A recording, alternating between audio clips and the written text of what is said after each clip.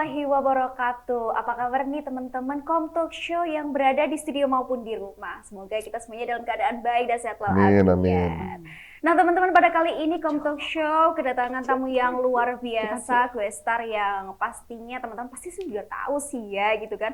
Selama ini sering banget tuh kita lihat di media sosial, di televisi, sering banget lah pokoknya itu tampil gitu. Dan juga ini salah satu tokoh yang juga idola para teman-teman semuanya. Siapa dia? Dan mari kita ucapkan selamat datang untuk Neng Sheila dan juga Gus Ahmad. Tepuk tangan dong untuk Neng Sheila dan juga Gus Ahmad. Kita kok nambah banget sih? Ya apa? Assalamualaikum Neng Sheila dan Gus Ahmad. Waalaikumsalam Mbak Rizka. Apa kabar? Baik, alhamdulillah. Sehat, alhamdulillah. Alhamdulillah sehat, baik. Oke, nah teman-teman, mungkin teman-teman udah tahu ya bahwasanya Neng Sheila dan Gus Ahmad ini salah satu tokoh agama yang dari pesantren Lirboyo ya. Betul. Dari pesantren Lirboyo, tetapi beliau ini benar-benar keren banget, bisa menginspirasi banyak banget pemuda-pemudi di Indonesia dari berbagai kalangan sih ya, mulai dari tua atau mungkin muda atau mungkin juga para remaja gitu ya. Ini keren banget loh.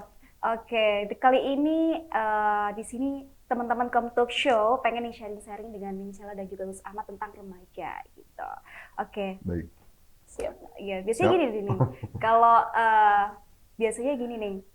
Sekarang kan Neng Sheila dan juga Gus Ahmad seperti yang kita ketahui itu kan berasal dari backgroundnya dari pesantren begitu Betul, kan Mbak ya. Rizka. Biasanya tuh sering banget nih, wah ini nih ada Nawaning, ada Nawagus, itu kan benar-benar yang sangat dihormati banget dan Kalau- jarang banget tuh tampil Iya. ya kan. Kadang biasanya sosial media aja di private, ya nggak sih Iya, gitu kan, iya, kadang di betul. private, yang kadang meskipun di private postingannya nol lagi kan gitu. Itu jarang banget tampil yang benar-benar. Kayaknya itu akun fake deh.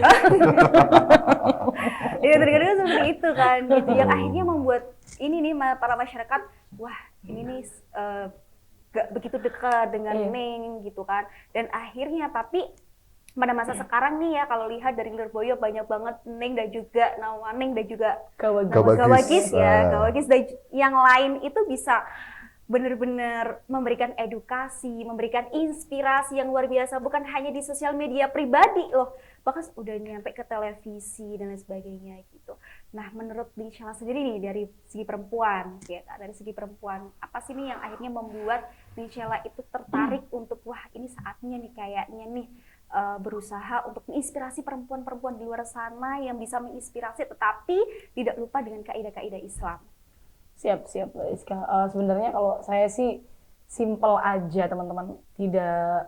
Tidak pernah sih kemudian menyebarkan apa yang pernah saya pelajari di pesantren dengan tujuan supaya saya menginspirasi itu saya tidak pernah demikian. Saya tuh kok menyebarkan demikian itu awalnya kan memang saya dari awal suka menyebarkan fikih, apalagi yang berkaitan dengan perempuan, haid, nifas, istihadah. Dari dulu saya sudah mulai demikian, kayak bab wudhu tentang perempuan, nutup auratnya perempuan ketika sholat. Saya sering dari mulai zaman-zamannya belum sebanyak sekarang lah, Sebelum sebanyak followers sekarang iya, ya. masih sedikit lah.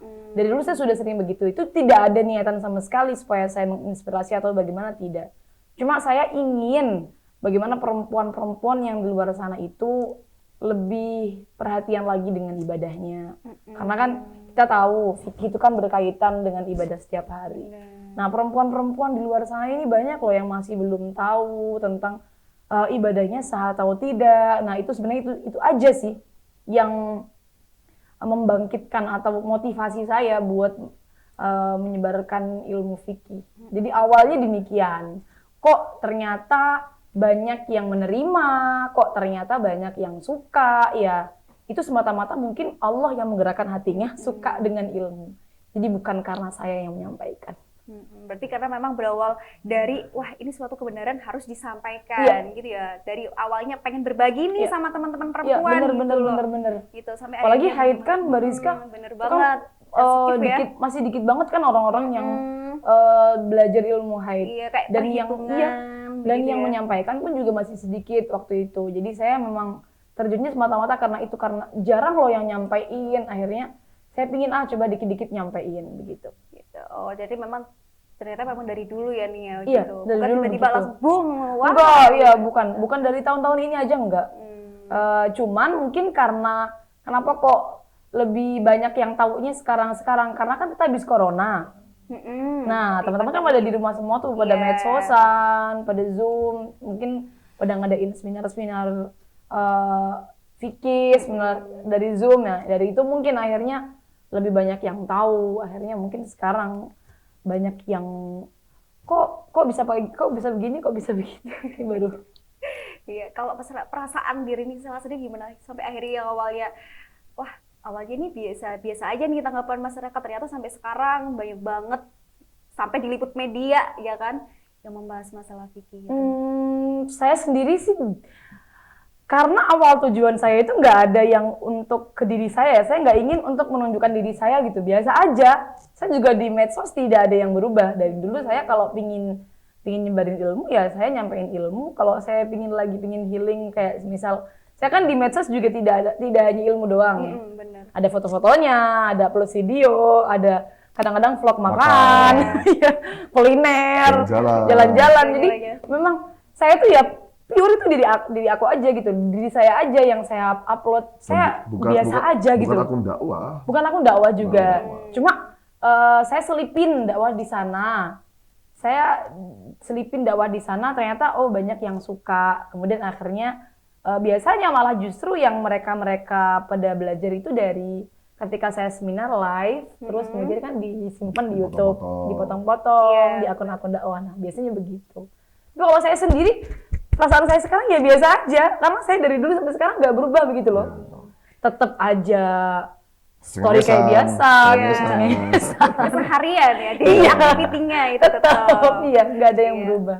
Tapi yang bikin penasaran nih Ning ya, ini kan biasanya kan kalau rawan kayak gimana nih dari pesantren nih dipandang oleh banyak orang kan, tiba-tiba booming dan lain sebagainya gitu. Itu gimana pertama tanggapan dari pihak keluarga dalam dari Ning Sela sendiri? Apakah tiba-tiba ya udah nggak apa-apa terusin, atau mungkin masih ada rintangan-rintangan yang wah ternyata nggak boleh gini, ada ketentuan-ketentuan tersendiri gitu? Kalau dari segi interaksi sih sebenarnya dari Cak Ahmad sendiri sudah memberikan batasan-batasan bahwa kadang-kadang kalau saya diundang seminar, kemudian pasti yang pertama kali ditanya audiensnya perempuan apa laki-laki. Kalau laki-laki perempuan, Cak Ahmad kalau hanya saya saja pematerinya nggak boleh. Kalau berdua baru boleh, tapi kalau hanya saya saja nggak boleh.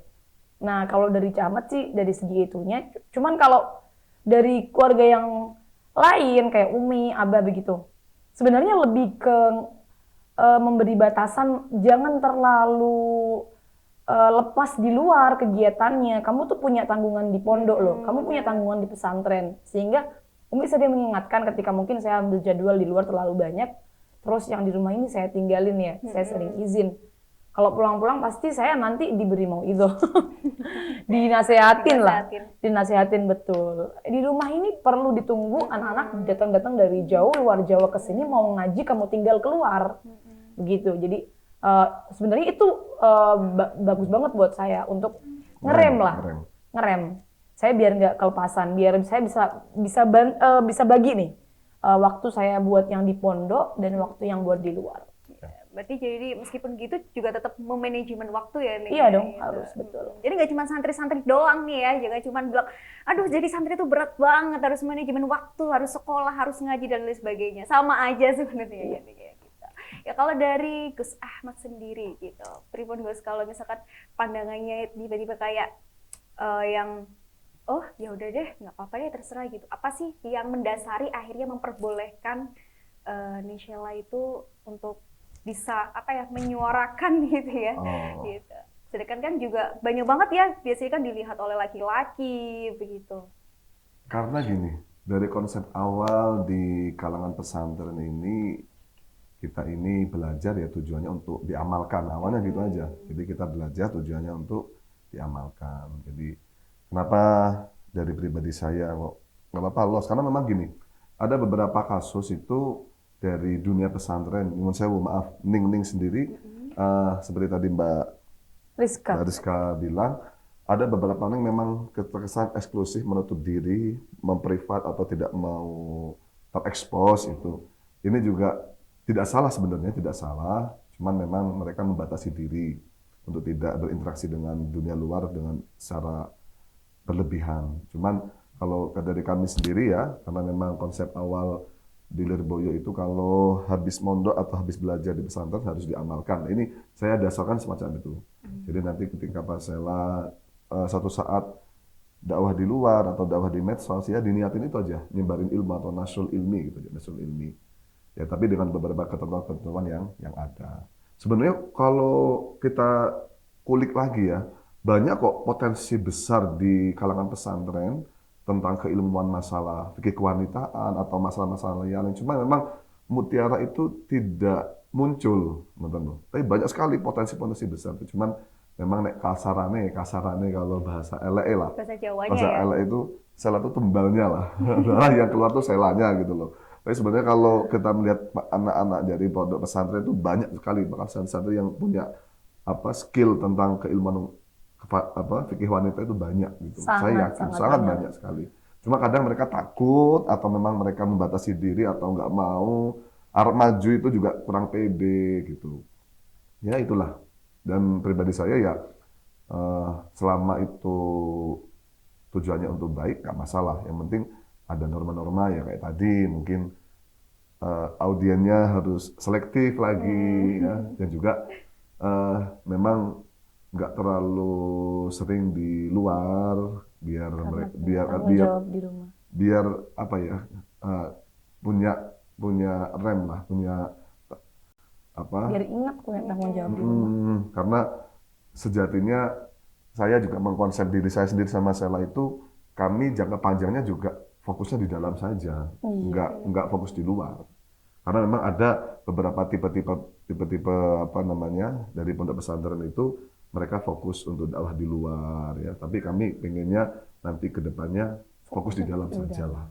Iya, jadi memang awalnya ya itu ya sama-sama ya kalau tujuannya baik ya awal niat gitu ya. Iya, Gitu. Oh ternyata tuh niatnya apa nih gitu. Oh ternyata ingin berbagi. Karena zakatnya ilmu itu betul, untuk diamalkan. Harus diamalkan Iya. gitu. Kalau ilmunya pengen bermanfaat harus diamalkan. Iya. Kalau bahasa di Lirboyo itu Bayi Abdul Karim pendiri Pondok Lirboyo namanya ngedeb dampar. Ngedeb dampar itu ya berarti ngaji lagi. Itu juga di dalam Al-Quran sendiri Allah memberikan sebuah keleluasaan wanita juga boleh untuk jadi pemimpin, maksudnya jadi apa? Ratu Bilqis. Nah, Ratu Bilqis juga terus untuk interaksi sosial yang lain seperti jadi pebisnis seperti Sayyidina Khadijah, ya pemimpin perang Sayyidina Aisyah juga pernah, ya perang Jamal itu, ya banyaklah. Yang punya karir di dunia Jadi memang sendiri. Sudah ada beberapa contoh ya dari kisah-kisah Nabi yang ya para ulama-ulama para ulama-ulama juga gitu kan. Gitu. Ulama Maksudnya memang wanita. perempuan tuh gak cuma dibatasin doang gitu loh, nggak cuma mm. oh ya udah deh kamu masak, melahirkan gitu kan, ke dapur cuman gitu-gitu Iya, aja. benar, gitu. benar. Tapi juga tetap harus mengamalkan teman-teman. Kita sebagai perempuan ya, nih terutama bagi perempuan-perempuan mana nih kamera kita ini ya. Bagi para perempuan-perempuan di sana jangan cuma enak-enakan doang, kita tetap harus bisa mengamalkan sedikit apapun ilmu yang kita dapat harus tetap diamalkan begitu ya nih. Tapi tetap nanti kalau sudah punya suami, nah ini Nah, restu ini harus nih. di suami. Iya Iya, kalau suaminya nggak boleh, meskipun perempuannya semangat untuk Menyebarkan ilmunya, kalau suaminya nggak boleh ya nggak boleh. Dengan catatan sudah halal ya Gus ya. Ya, Iya kan, suami pasti halal dong. Di sini nih di studio nih, ini perlu dipertanyakan ini. Gitu. ya benar-benar. Oke, keren banget sih ini ya. Ini baru pembahasan pertama loh teman-teman gitu. Nah ini selanjutnya pengen tanya nih, Ning dan Gus. Maksudnya sekarang kan kita ini menuju zaman-zaman demokrasi ya kan, gitu. Menuju 2024 lah istilahnya seperti itu. Tapi kalau kita membahas masalah anak muda zaman sekarang nih ya, gitu kan, generasi milenial atau Gen Z sekarang nih kalau dihitung-hitung nih, ini kan akan menuju golden country-nya Indonesia atau 100 tahun Indonesia nanti kan yang memegang atau menjadi pemimpin itu kan adalah kita nih generasi muda masa sekarang gitu. Tapi sekarang itu banyak banget ternyata teman-teman milenial ya khususnya ya, yang akhirnya tuh kayak yang kurang tertarik lah, atau mungkin gak ada minat, atau mungkin yang kayak nggak mau terjun dalam dunia politik gitu loh. Nah kalau kayak gitu tuh gimana gitu kan, akhirnya kan kayak nah siapa lagi yang akan memimpin gitu. Nah kira-kira menurut Gus dan Ning nih, apakah memang salah gitu loh, atau memang ketertarikan atau mungkin edukasinya yang salah untuk terjun ke dunia politik, atau mungkin generasi milenialnya nih yang bermasalah gitu. Gimana sih tanggapan Bing Sheila? Kalau saya pribadi ya, saya cenderung memposisikan orang tuh seperti ini. Semua itu pasti sudah ada porsinya masing-masing. Jadi ada orang yang memang udah senang politik, ada orang yang udah nggak senang politik. Pasti dia punya porsi di kehidupannya. Nanti dia akan bermanfaat di mana. Kita nggak bisa memaksa semua orang terjun ke politik. Ya, saya sendiri termasuk orang yang tidak suka membahas politik dan nggak paham politik. Jadi kalau menurut saya sih, saya pribadi untuk generasi sekarang Gen Z, kalian tuh yang penting bermanfaat dimanapun kalian ditempatkan. Kalian mau suka politik, ayo tekuni bagaimana kalian manfaat di politik. Kalian nggak suka politik, kalian suka ilmu, manfaatkan itu. Kalian harus nyebarin ilmu. Oh, kalian mungkin dalam hal ilmu, kalian pinginnya ke bagian mungkin ada yang pekerjaan bisnis, ya silahkan, yang penting bermanfaat. Jadi tidak semua harus disatukan di politik, walaupun toh nanti ke depannya nanti gimana yang mimpin, pasti akan ada. Anak-anak dari generasi sekarang yang memang di bidangnya itu, dia suka hal itu, dan dia potensi di dalam hal politik. Kalau menurut saya seperti itu. Kalau Mas Ahmad mungkin? Gini, kita ini oleh Allah sebenarnya diberi keleluasaan dalam bermuasyarah atau bergaul. Karena setiap orang itu memiliki keistimewaan masing-masing. Ya. Contoh si A bidangnya ke sini, si B bidangnya ke sini, si C bidangnya ke sini, sudah ada ketentuan sendiri-sendiri. Contoh saya pengen kayak si A juga nggak bisa, saya pengen kayak si B juga nggak bisa. Yang penting mensyukuri saja apa yang diberikan Allah kepada kita. Ya.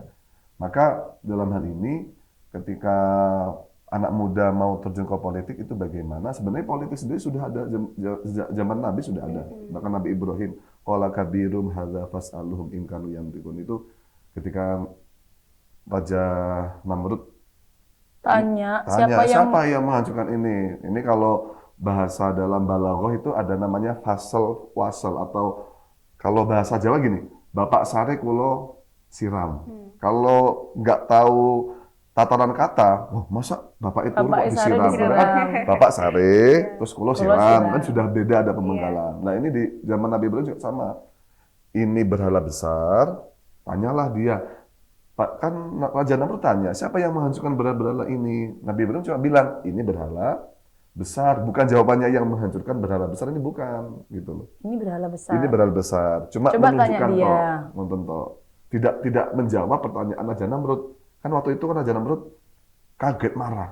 Siapa yang menghancurkan berhala-berhala ini? Berhala-berhala kecil, ini siapa yang menghancurkan? Marah, Tuhannya dihancurkan. Tanya kepada Nabi Ibrahim, siapa yang menghancurkan? Ini berhala besar. Ini ada sebuah siasah. Ini sebuah politik namanya, ya siasah. Terus Nabi Yusuf juga pernah siasah. Jadi ketika pas Nabi Yusuf jadi raja, terus supaya pengen ketemu sama, istilahnya pengen ketemu sama bapaknya, terus saudara-saudaranya diberi politik ya, dipolitisasi dengan cara adiknya dengan cara ada semacam sabotase gitu loh, sabotase. Jadi ketika saudaranya Nabi Yusuf datang ke Nabi Yusuf, kemudian disisipi harta kerajaan, terus dituduh, kamu nyolong ya, nyolong benda kerajaan ya? Bukan saya. Padahal itu sabotase dari Nabi Yusuf sendiri. Waktu itu Nabi Yusuf sudah jadi raja kan. Akhirnya ya udah, hukumannya apa? Hukumannya kamu harus bawa orang tua kamu ke sini. Padahal itu orang tuanya Nabi Yusuf. Nah ini juga siasah. Jadi intinya siasah itu juga penting. Maka ada makalah juga, seseorang yang tidak tahu politik atau siasah, maka dia akan termakan oleh siasah. Maka untuk anak muda, maka harus tahu porsinya masing-masing. Tapi memang gini, kalau sudah dia porsinya porsi ngaji, ya ngaji aja, jangan terjun ke politik. Tapi kalau dia diberi oleh Allah kesempatan untuk berpolitik, ya monggo. Yang penting politik yang jujur, politik yang yang baik, yang amanah, dan mengajak kebaikan. Karena sejatinya kalau seandainya dia tidak baik, tidak jujur, ya nanti jatuhnya haram, bahaya juga. Artinya kalau mau berpolitik nggak apa-apa, karena memang tadi terus Mbak Rizka generasi umat mendatang itu berada di pundaknya para Kita-kita pemuda. Iya, makanya harus benar-benar terjun pemuda, jangan sampai kita menutup diri. Terutama para santri nggak apa-apa kok, santri nggak harus bener. bidangnya kepada ngaji saja, aja. maksudnya dakwah saja nggak. Dakwah ya tetap, tapi kalau mau politik monggo Boleh. gitu. Dakwah dan politik, dakwah dan bisnis, Iya. dakwah dan yang lain-lain. Ulama kayak Syekh Yusri dari Mesir, beliau juga ulama, ya ulama. Tapi beliau juga dokter spesialis bedah. Syekh Yusri, ada lagi Ibnu Sina, juga Iya. dokteran ya, juga ulama. Jadi nggak menutup diri untuk dia berkarya dalam bidang-bidang umum nggak masalah. Bener banget. Jadi memang udah ada kekurangan dan kelebihan masing-masing. Bener. Yang penting kita harus berikhtiar, begitu Iya. ya, Iya, harus berusaha ya gitu dimanapun gitu dan menjadi umat-umat Nabi yang baik, begitu. Ya, pokoknya besok juga dalam tahun 2024 harus memilih pemimpin yang pas. Ya, jangan gara-gara bayaran tuh gimana, nggak boleh. Bahaya tuh ini biasanya kaum-kaumnya nih di sini nih. Damai sih menurut saya sih jadi warga yang damai, yang tidak provokatif. Ya. Sekarang tuh anak-anak muda lebih suka yang provokatif dan ngomong-ngomong kotor, ngomong Iya. jelek demikian. Menurut saya jadi pribadi yang damai, yang rukun itu ya pasti diterima dimanapun. Bener banget. Gitu. Dan juga ini sekarang ini keresahan anak muda sekarang nih ya Ning dan Gus ya. Gus itu terkadang gini, aku nih punya temen nih, misalnya punya temen awalnya baik-baik aja nih, ternyata di tengah-tengah, wah ternyata aku tahu nih kalau teman aku tuh kurang baik gitu. Nah secara hukum itu gimana sih? Apakah kita tuh harus meninggalkan atau kita tetap, tapi kita takut terpengaruh dari lingkungan yang kurang baik gitu. Kira-kira mungkin bisa dijelaskan sedikit gimana menurut Oke, baik. Memang di Quran sendiri juga sudah ada ketentuan kita nggak boleh ikut pada sebuah kelompok yang memang bisa menyebabkan kelalaian kita kepada Allah atau bisa menyebabkan kemungkaran. Cuman memutus hubungan persaudaraan juga nggak baik. Ya, maka kita sebagai pribadi yang kita sendiri ingin menjadi pribadi yang baik. Kalau ada teman yang semacam itu, maka langkah kita memang kalau secara hukum syariat ya jangan dikonconi, jangan ditemenin. Kita menjauhi. Cuman kalau melihat hukum tasawuf ya memutus hubungan silaturahmi juga nggak baik. Maka ya kita temani sewajarnya, tapi jangan ikut ketika urusannya dengan hubungannya dengan kemaksiatan gitu. Karena konco itu nggawa rupa. Ya artinya dalam artian nek konco kita kok temennya kita jelek, kita bisa ikut jelek nanti takutnya. Iya. Gitu. Tapi ya jangan sampai kita putus hubungan lah. Kalau bisa malah kita tarik mereka untuk berada pada kebaikan. Iya. Kalau saya sendiri dalam berteman itu mau berteman dengan siapapun, cuman kita harus tahu prioritas mana yang teman harus kita sering berteman dengan dia, kita sering bareng dengan dia, kita harus punya prioritasnya. Nah, teman-teman yang kita prioritaskan ini yang baik-baik, yang mungkin kalau dari segi waktu saya belajar dulu ya, waktu saya masih di pondok dulu, yang rajin-rajin, yang semangat belajarnya tinggi. Nah, ini saya sering dengan mereka. Cuma saya nggak kemudian membatasi dengan teman-teman saya yang lainnya nggak. Kemudian saya nggak, akhirnya, kamu malesan. Akhirnya saya nggak mau, kamu nggak begitu. Saya tetap berteman dengan dia, cuma dalam porsi waktu saya bersamanya itu lebih sedikit. Seperti itu. Itu juga bisa. Kita andaikan ketemu dengan teman kita, di tengah-tengah ternyata semisal dia nih suka begini, hal yang buruk yang dia lakukan tidak bersama dengan kita, ya sudah, kita tetap berteman. Kalau dengan dia, kalau lagi dia melakukan hal yang buruk, tidak usah kita barengin. Jadi memang ini harus pinter-pinter juga gitu ya untuk mengontrol Iya, diri, betul. Kayak kalau untuk kita memilah mana yang baik, mana yang buruk. Kita dekat dengan orang penjual parfum, kita ikut wangi. Iya benar. Ketika kita dekat sama orang yang penjual ikan, kita bau dia amis, ikut. bau.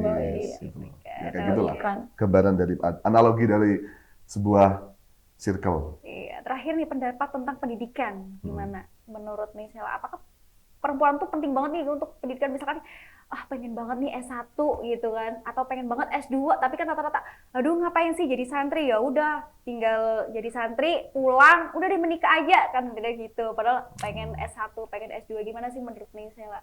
Penting kalau menurut saya sekarang tuh perempuan berpendidikan itu bukan untuk dipandang orang baik, bukan, tapi untuk dirinya sendiri, untuk keluarganya loh sebenarnya. Dia mau mendidik, jadi dia harus berpendidikan terlebih dulu. Kalau untuk S1, S2, Sebenarnya tidak dibatasi dengan menikah ya.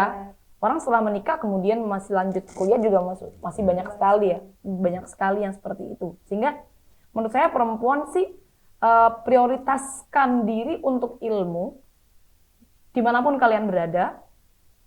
Sudah menikah ataupun belum menikah, kalau kalian prioritaskan untuk ilmu, maka semangat kalian tidak akan menurun.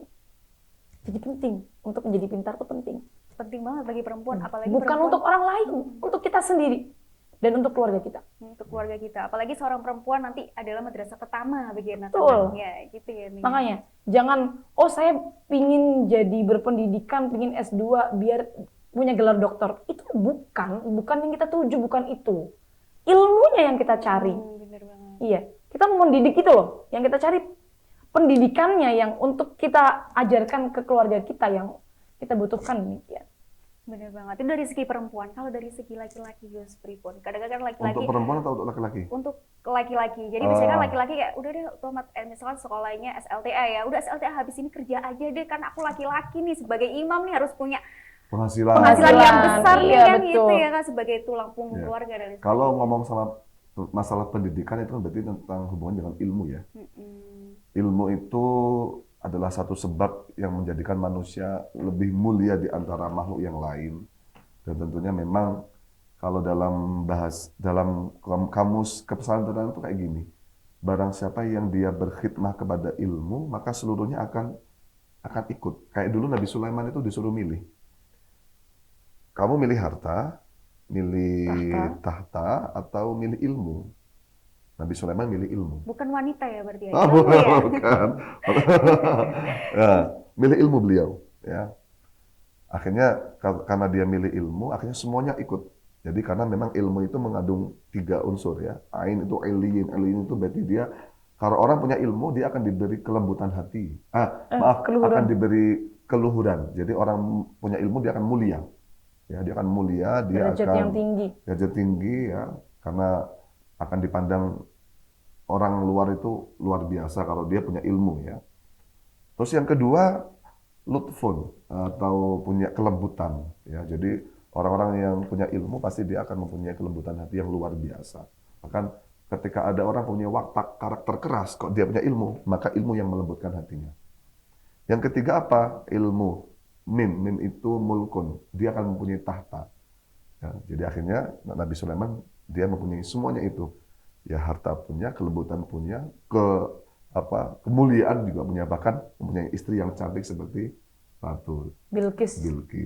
Ya, intinya dalam permasalahan ilmu ini meskipun dia kerja tetap dia harus mempunyai eksistensi dalam hatinya. Saya tetap mengabdikan diri saya kepada ilmu selamanya sampai mati, bahkan gitu. Karena ilmu itu memang harus dituntut dari Lahir sampai meninggal. sampai ke liang lahat. Enggak lah, Alhamdulillah. meskipun dia statusnya pekerja ya, tetap abdinya tetap harus ke ilmu. Contoh mungkin dia kerja tapi suatu saat dia senang menonton kajian di YouTube atau kajian Lagi break, lagi majelis, istirahat, nontonnya kan kajian, bisa. kan bisa tetap. Tetap Sekarang kan ikut. medsos ya bisa banget ngaji lagi Iya. dengan Lagi kerja dengerin ceramahnya Gus Baha atau Iya, benar. Lebih luas Mbah ya Mun, sekarang ya, ya. Mbah Mun. atau Yai Soleh lagi stream istighosah di Ikut sela-sela bareng. Padahal Kan media bisa. sekarang udah banyak banget ya. Iya. Kadang-kadang kita nggak harus ya, aduh nggak sempet nih untuk belajar. Wah, sempet Atau untuk udah nggak mondok sempet nih, gitu nggak biasanya. sempet nih untuk kuliah nih, Nah. gitu kan. Udah Tapi nggak usah benar-benar ngaji aja. Wah, ini Hmm. alasan yang tidak itu tepat. hal yang salah ya. Nah, ya. Oke, nah Gus Dani ini berbicara soal ilmu nih teman-teman ya, pada masa kini nih ya kan sekarang sudah ada banyak banget macam pendidikan yang ada beasiswanya, salah satu di Universitas Yudharta Pasuruan yang sudah mempunyai 16 program studi. Tepuk tangan dulu dong. Luar biasa. Yang bener Ini banget. melebihi kampus di Lirboyo. Yang Luar sudah biasa. mempunyai banyak banget beasiswa-beasiswa yang kalian bisa cek langsung di ppmb.yudharta.ac.id atau teman-teman di sini juga bisa langsung follow IG-nya di Yudharta Pasuruan gitu. Terima kasih banyak nih Sela dan Gus Ahmad. Terima kasih Sama-sama, Mbak banyak Rizka. sudah datang ke sini. Terima kasih banyak teman-teman semuanya. Jangan lupa untuk dukung terus kami di channel Yudharta TV. Saya Rizka Amelia bersama Ning Sheila dan juga Gus Ahmad pamit undur diri. Terima kasih dan wassalamualaikum warahmatullahi wabarakatuh.